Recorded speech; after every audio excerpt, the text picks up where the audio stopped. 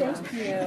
The good news Without is, at least on my page has got a lot more tape lately. I don't. I've constantly been just pressing not interested in this, not interested in this, not interested in this, and it's gotten better. It's a hot, like you have a big bowl of oranges on the table. And then one day,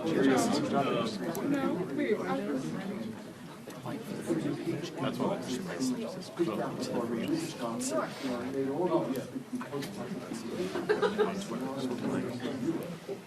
just so why would that happen? I heard otters did. But sometimes I get the usual version, but that's fine. Maybe no, this has got a lot. Yeah, well, I try to order it and it works. Yeah. Maybe when this is over.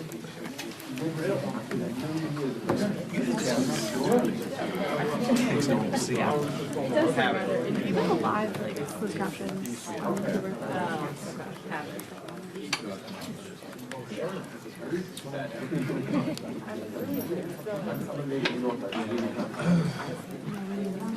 she's supposed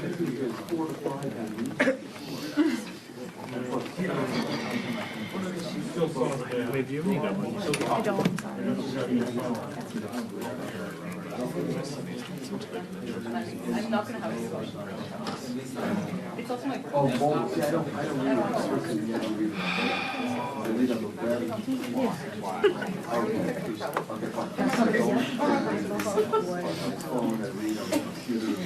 That's very, very good. You said that to me, please. I want to send that to my brother. We're both Steely fans. Oh, that's like, Because that is actually more than 1,000% true. I could actually. No, I think the movie idea could that would be a great parody. That would be very funny. They would get different session musicians every time they recorded their song, so it would truly be impossible to try to replicate it. Heck yeah. oh no, I mean like, He's listening to this, he's gonna love this. I mean, I know what words.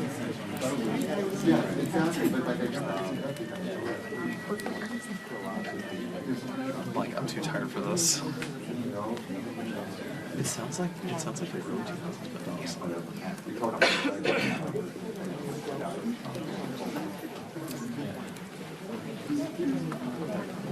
Yes, anyway, that's what.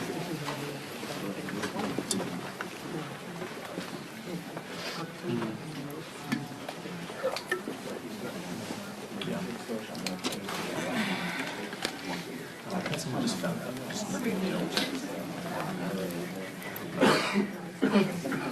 It's channel 3.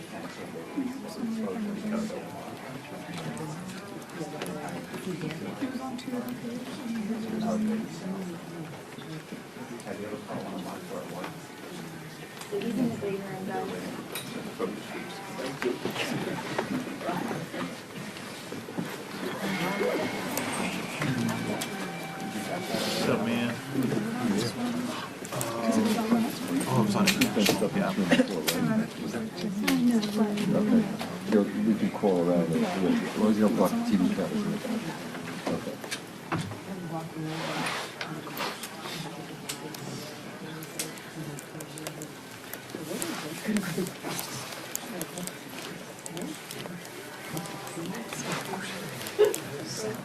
Is your otter broken? Heads up.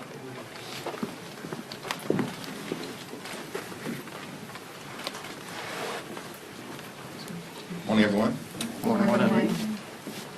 Next week throughout America, families will be gathered together at the dining room table. And millions of Americans are going to experience sticker shock as they prepare for Thanksgiving. The Trump administration itself acknowledges that the cost of turkeys has gone up 40% since last November.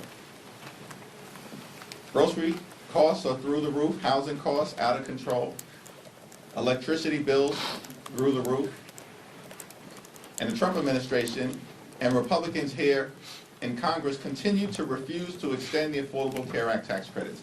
That means that tens of millions of Americans are about to experience dramatically increased premiums, co-pays, and deductibles.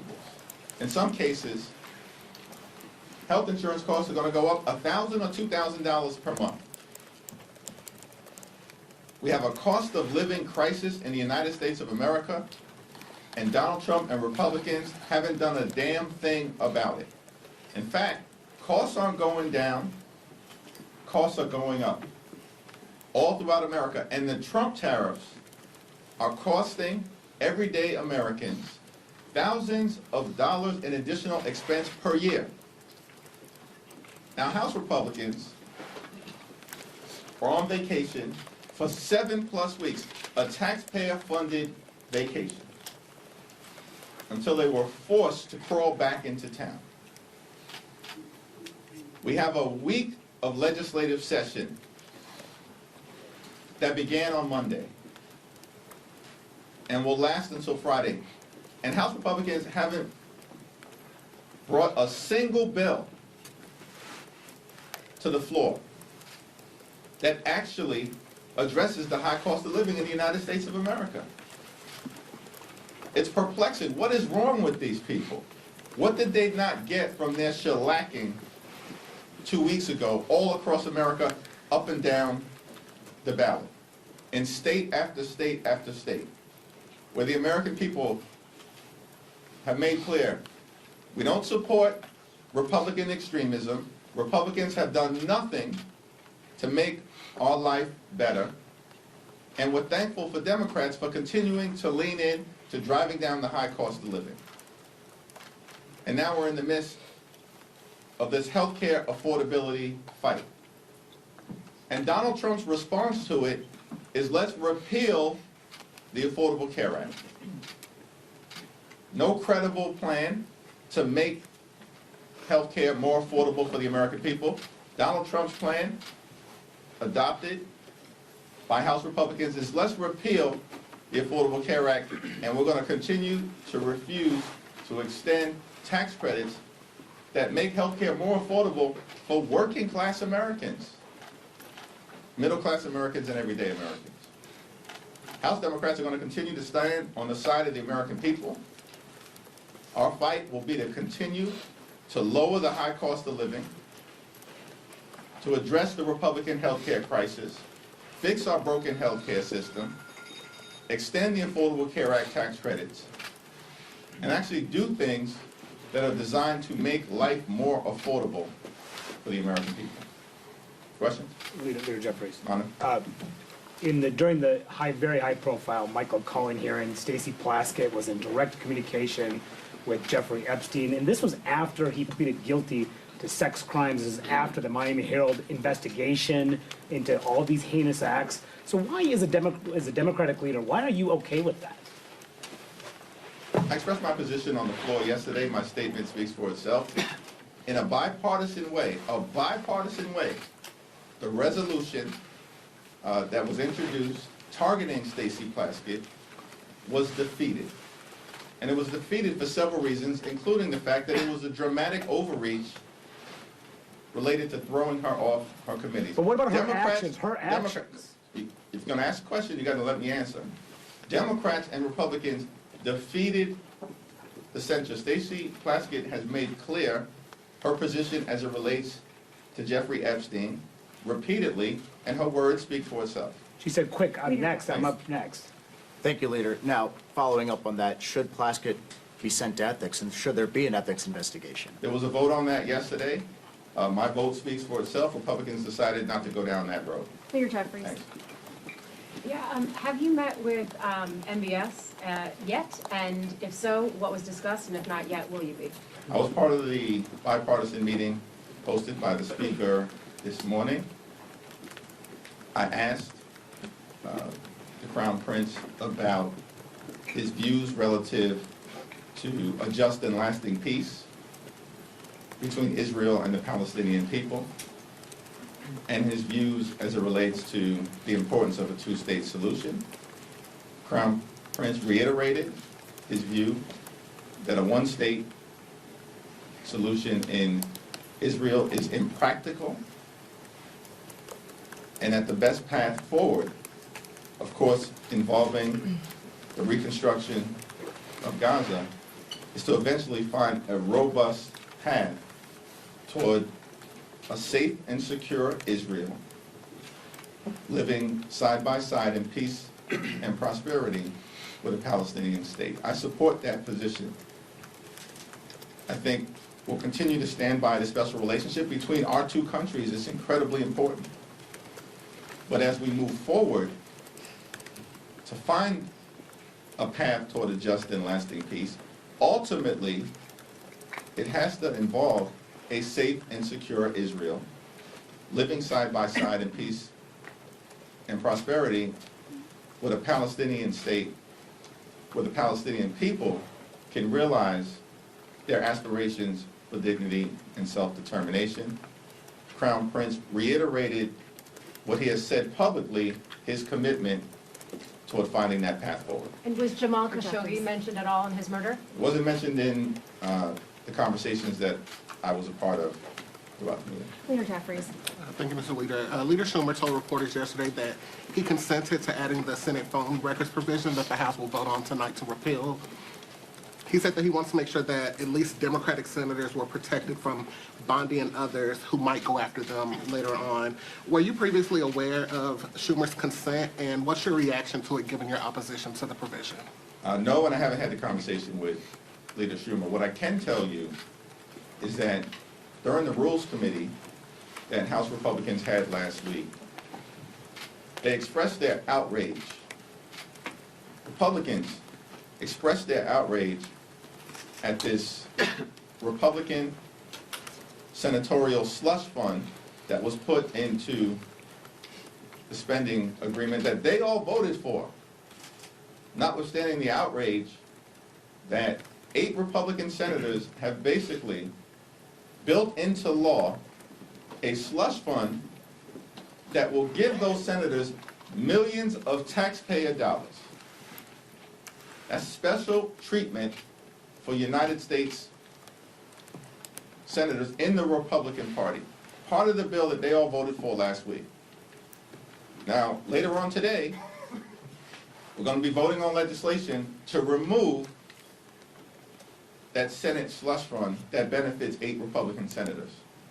But apparently there's no agreement between Speaker Johnson and Leader Thune that the Senate Republicans will take up that provision, which reinforces the point that everything that House Republicans do is for show. It's not serious. It's not designed to get an end result. And that's why Republicans are suffering all across the country, why the American people, the overwhelming majority of the American people, know that the country is moving in the wrong direction, that the economy is broken, that the Republican control of the House, the Senate, and the presidency has been a disaster for the American people, because everything House Republicans do is for show. They can't even get a commitment from Senate Republicans to take up legislation to remove this multi-million-dollar taxpayer-funded slush fund to benefit corrupt Republicans in the Senate. It's time for the House to start to actually do things that matter for the American people in the middle of a cost of living crisis that's devastating hardworking American taxpayers all across the country. But Republicans throughout this week have shown zero interest in making life better for everyday Americans. They continue to be all about the wealthy, the well-off, and their well-connected GOP donors. Leader Jeffries. Back. Go. Thank you. On the Affordable Care Act, Democrats are, obviously you say you want an extension of the tax credits. President says he won't sign that. Senate and House Republicans are talking about various other alternatives. Is there a potential for compromise here? And if so, where does that originate from? Because it seems like the parties are talking past each other right We're now. in the middle of open enrollment right now, so tens of millions of people all throughout the country realize that their health insurance premiums are skyrocketing because of the Republican refusal to extend the Affordable Care Act tax credits. And during the Trump Republican shutdown, We repeatedly indicated that we want to work together in good faith with the other side of the aisle to address the Republican health care crisis. And Leader Schumer even offered a very reasonable proposal, which is a one-year extension of the Affordable Care Act tax credits, and then a bipartisan commission to discuss fixing our broken health care system moving forward that Republicans continue to devastate. And Republicans refuse to take yes for an answer. And so at this moment in time, the House Democratic position is very clear, very simple, very easy, very straightforward. A 3-year extension of the Affordable Care Act tax credits before they expire on December 31st of this year. If Republicans refuse to act, the American people will understand why their health insurance premiums are through the roof and why tens of millions of Americans will no longer be able to go see a doctor when they need one. Leader Jeffries. Thank you so much, Leader Jeffries. House Oversight Chairman Comer said yesterday on the floor that you had Jeffrey Epstein over for dinner and took money from him back in 2013. This was after he was on the sex offender list. Any comment on that? And will you be holding members accountable regardless of party affiliation if there were any misdeeds related to the Epstein files? Was that a serious question or a serious statement from malignant clown James Comer, that I had Jeffrey Epstein over for dinner, that I accepted money from Jeffrey Epstein? What's extraordinary to me about the clown show on the other side of the aisle is that they lie with impunity on things that are objectively verifiable. And why do they do that? It's because for months, Republicans have been burying the Jeffrey Epstein files. Not Democrats. Our view continues to be the same.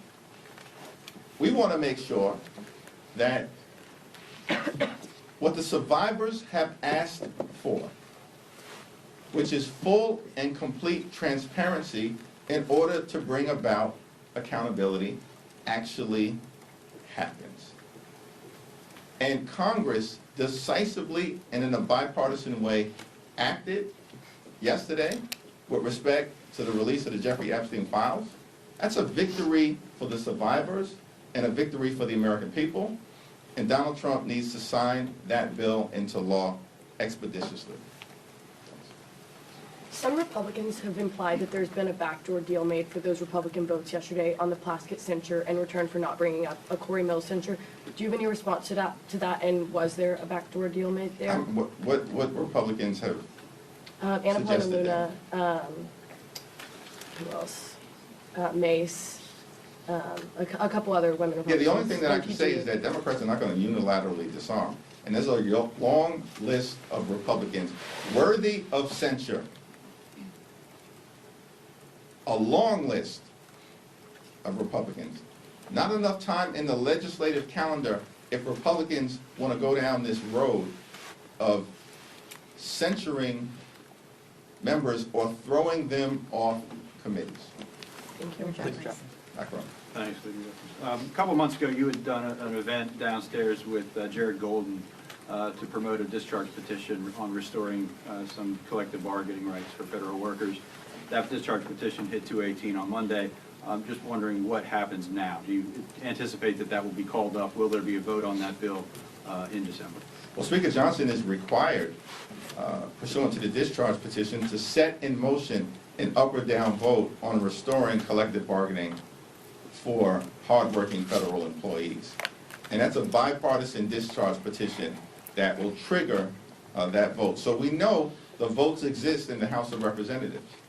But this is another example of Republicans attacking hard-working American taxpayers, working families, members of organized labor, everyday Americans and middle-class Americans who benefit from union involvement and union participation and collective bargaining against powerful interests across the country. The House Republican majority has been a complete and total failure. They have failed the American people. Life has not gotten better, despite all of their promises. to lower the cost of living on day one. Costs have not gone down. Costs have gone up. And the American people know it's because of failed Republican policies. Thank you, Leader Jeffries. Throughout shutdown, you really emerged on a national stage, and President Trump didn't hold back his attacks.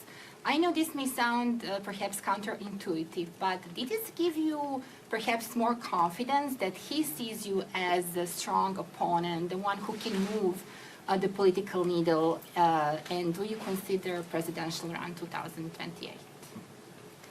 Well, I appreciate you suggesting that throughout the shutdown I emerged on the national stage. I think my mother has done a good job of circulating talking points in that regard. But this fight was always about the American people and putting the American people first. And we're going to continue to lean into that fight, to lower the high cost of living, to fix our broken healthcare system, and to clean up corruption. In the Congress, that is going to start with making sure we prohibit stock trading by members of the United States Congress. And of course, we've got to deal with corruption within the Supreme Court and in the administration, the most corrupt administration in American history. Our focus on the non-governmental side will continue to be taking back control of the United States House of Representatives. Because that's the most significant thing that can be done to begin the process of ending this national nightmare that has been visited on the American people by Donald Trump and Republicans. And Democrats are going to take back control of the House of Representatives. And we're going to do so decisively. This whole notion, it was always a fantasy. Some people bought into it. This whole notion that Republicans were going to be able to gerrymander their way into rigging the midterm elections, and Democrats in the House were just going to unilaterally disarm, roll over, and play dead was a fantasy. And I told that to Mike Johnson months ago, directly. This is not going to end well for you. Told that directly to Mike Johnson, early, when it was suggested that Texas was going to move aggressively. Because they must have us confused. We recognize the urgency of the moment. And in state after state, we will continue to decisively and forcefully respond, as we've done in Texas, in California. We're doing it now in Missouri, on the ground, in Virginia, in Illinois, in Maryland, litigation in New York, pushing back against their efforts in red states throughout the country, and of course, with a decisive legal victory in Utah. So our focus is on making life better for the American people, stopping this Donald Trump-inspired effort to gerrymander the national congressional map in order to rig the midterm elections. They started this redistricting fight. We will end it. And that's the reality that extreme MAGA Republicans are confronting right now. That being said, just to follow up on that, though, in light of the Texas ruling yesterday, do you worry at some point some of your counter efforts could also be invalidated? The Texas congressional map that was racially gerrymandered in violation of the law was declared to be unconstitutional in an opinion written by a judge appointed by Donald Trump, who centered that opinion on the corruption and the incompetence and the clear racial motivation of the Department of Injustice. That's the reality of that decision in Texas. It was as clear as day that Donald Trump and Republicans violated the 14th and the 15th Amendments of the United States Constitution. And then they jammed that gerrymandered map down the throats of the people of the great state of Texas. In the dead of night.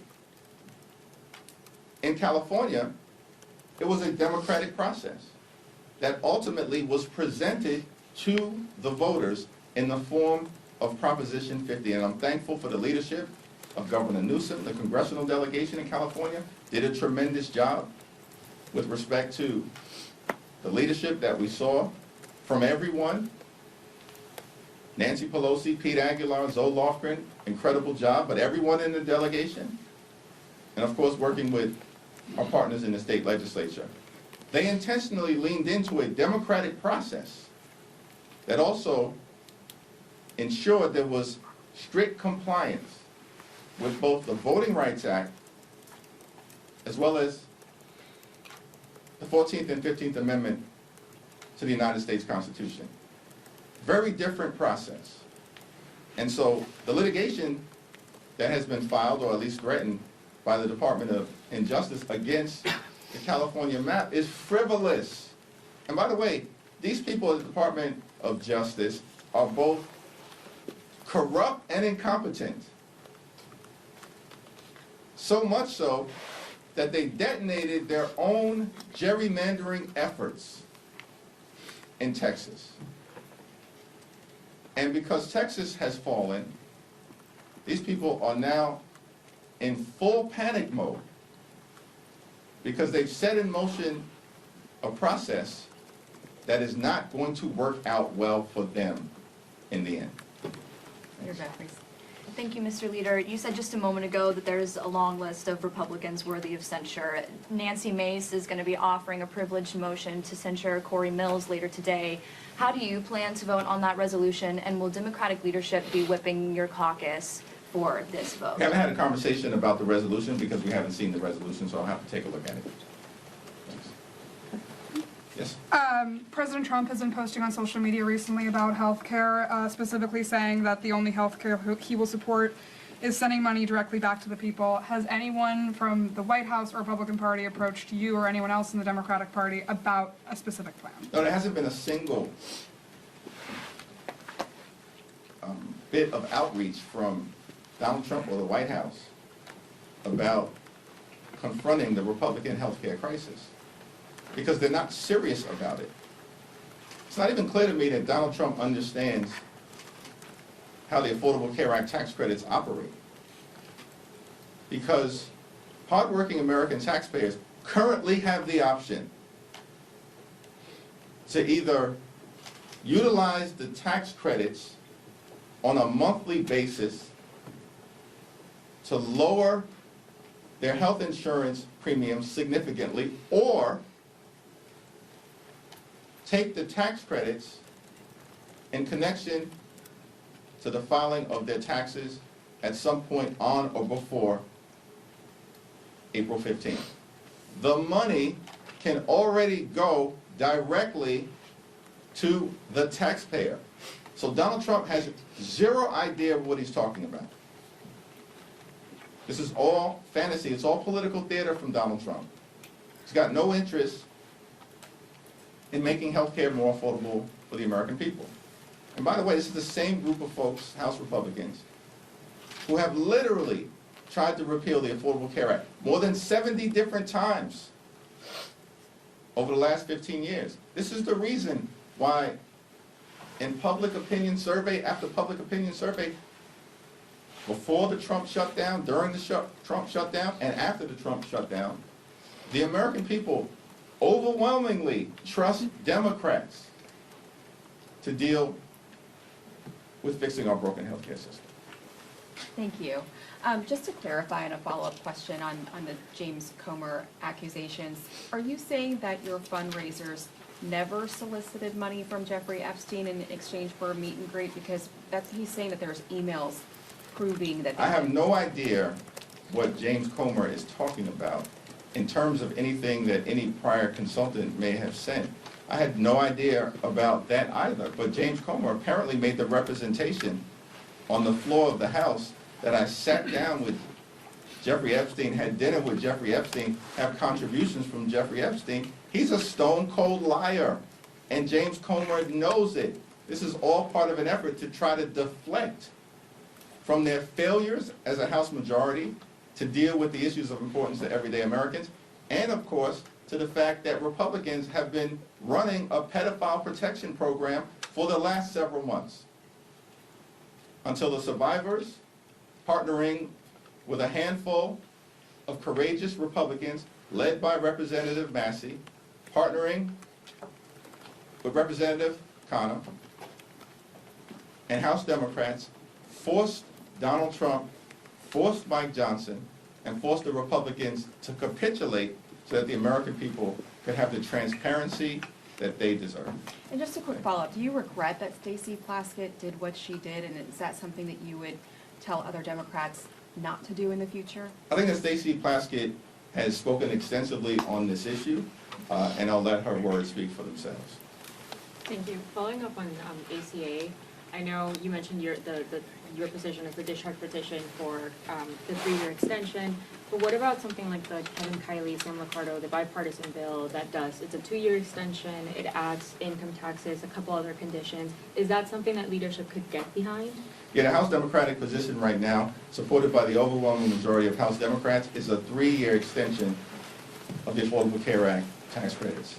Now, Republicans have repeatedly been given the opportunity to take yes for an answer and to address this healthcare crisis that they've created, which includes but is not limited to the largest cut to Medicaid in American history. That's what they did in their one big ugly bill. And as a result of what Republicans have done, hospitals, nursing homes, and community-based health centers are closing all across the country, including in rural America. This is devastating everyday Americans. And at the same period of time, Republicans set in motion a possible cut to Medicare. They're going after the Centers for Disease Control, $1.7 billion cut to the CDC. That will be the largest cut in American history. In this appropriations process, that's what Republicans are trying to do. They also want to enact the largest cut, about $500 million, to the National Institute of Health. That will be the largest cut in American history. And on top of all of that, Republicans continue to refuse to extend the Affordable Care Act tax credits, jeopardizing the health and well-being of tens of millions of Americans. Mike Johnson has said he's got no interest in dealing with this issue. There's no urgency. We're back this week, full-time. He's done nothing. No bills, no discussion, no outreach. Why? Because Republicans aren't interested in making life better for everyday Americans. Republicans, like they did in their one big ugly bill, largest cut to Medicaid in American history, ripped $186 billion in SNAP funding from hungry children, seniors, and veterans. And why did they do all of that? To provide massive tax breaks to their billionaire donors, which they made permanent. But now Republicans can't even find a dime or the time of day to extend the Affordable Care Act tax credits for tens of millions of working class Americans. Shame on them. Thank you. Thank you. Thank you. He never answered if he's going to run for